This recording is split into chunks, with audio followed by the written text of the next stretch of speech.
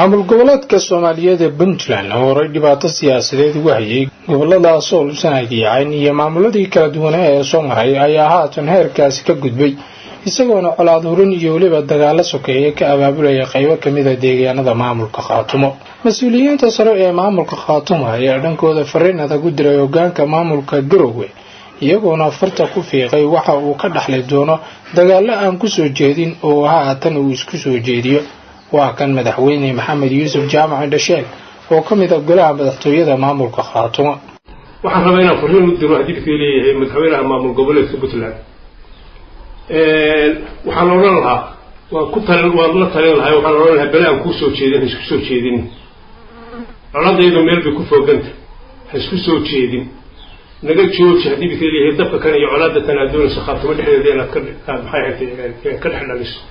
dhinaca kale waxaa mas'uuliyiinta sare ee maamulka Khatumo ay talo mar kala siiyeen musharaxiinta doonaya inay xilka madaxtinimo dhaafiyaan Cabdiraxmaan Faroole waxaana lagu adkeeyay inaysan soo haweysan gobolada Sool, Sanaag iyo Cayn ee maamulka Khatumo. musharaxiinta Puntland oo sharaxay waa dugsoontiin Khatumo way ka baxday hadii Puntland laba sano ka hor waxaan oran lahaa hadii wax inta la macmacay leedin karo meel kale lagu soo dhoobloobay hadda taako ee maxay ahayd dibkeeda faamal fashan ama idinku aad isku daydaan laftigiinu inaad dibkeeda leeyahay inta meel hadda uga yeedhiyartaan aad idinna waraaqa la tagtaan aan ahayn legitimate ahayn oo aan xalaal ahayn waxaan oran lahaa dibkeeda shaqeyn mayso. arrimahan ayaa ku soo beegmaya xilli maamulka uu hogaamiyay Cabdiraxmaan Faroole uu deegaanada Khatumo la duunayay inay ka dhacaan dagaalo sokeeye taasi oo lagu fahmay.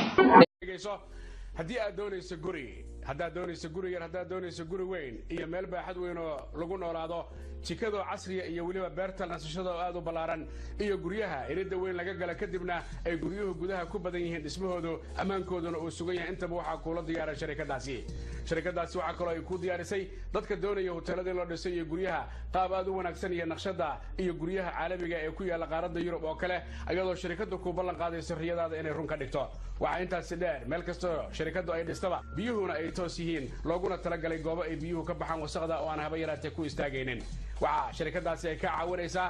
in korontadu ay si toos tahay waxaan meesha ka maqnayn air conditionkii iyo waliba qalabkii qaadaya qiiqa iyo awoodda enerjiga iyo xagga korontada ka timaada cadceedda waliba leerarka korontada laga dhaliyo dhinaca motorada. wixii faahfaahinana waxaad kala xiriirtaan